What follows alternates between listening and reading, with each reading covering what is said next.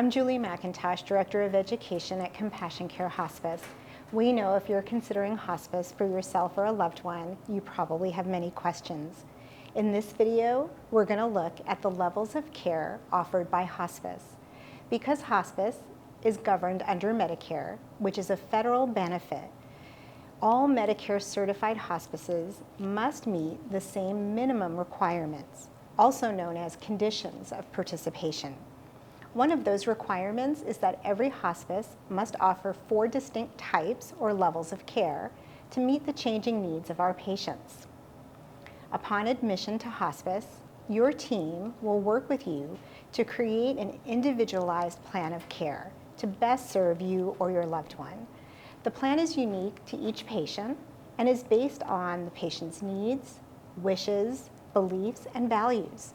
The plan is continuously reviewed and adjusted based on the patient's changing needs and their condition. Medicare sets the criteria for each level of care, and patients can move between these levels as their condition dictates throughout their time on hospice. Routine home care is the most common level of hospice, accounting for probably more than 90% of all hospice provided across the nation.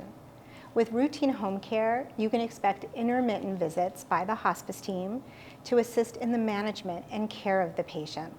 In addition to regular visits, you should expect around-the-clock access for any changing condition, medical and spiritual guidance, and education about your condition and healthcare options. Registered nurses make scheduled visits to assist with pain and symptom management, and aides, social workers, and other team members visit as needed. Visit frequencies are determined by the needs of the patient, which are outlined in the plan of care. These should be adjusted as the patient's condition changes. Nurses are available anytime by phone to help patients and their caregivers through a crisis. Our next level is continuous care. This is for in-home patients who require skilled nursing care to control unmanaged pain or other symptoms. Registered nurses, certified nursing assistants, stay with the patient for longer periods of time, providing hands-on care, managing medications, and providing education and support for the family. Continuous care is usually short-term in nature, and though not every patient will need it, knowing it's available can provide peace of mind to patients and caregivers. Our next level is respite care.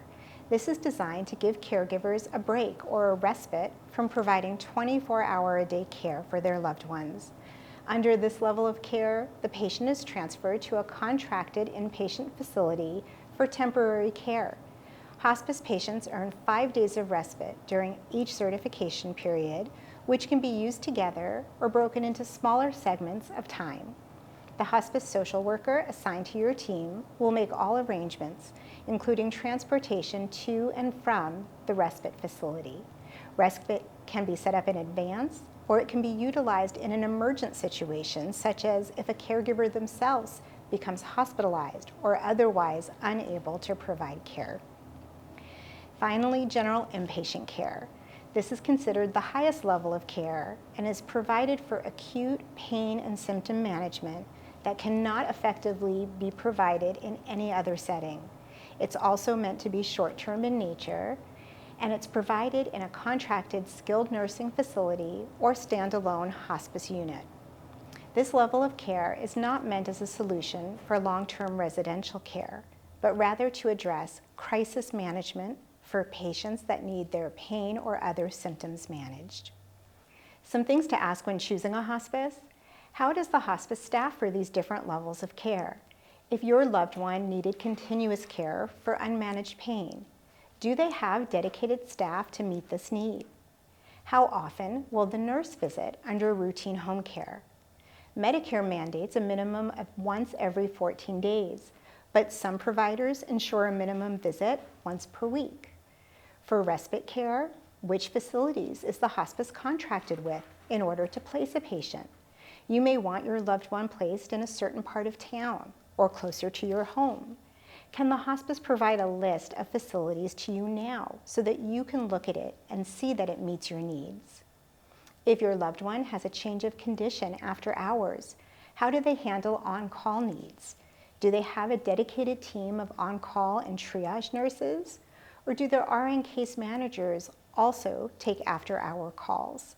Finally, as your loved one begins to transition in their final days, does the hospice provide daily visits to ensure comfort and symptom management? These are all things to ask a hospice when you're interviewing them. If you have more questions about how hospice can help you or a loved one, please reach out to any of the hospices here on Vegas Healthcare, and we'd be happy to answer your questions.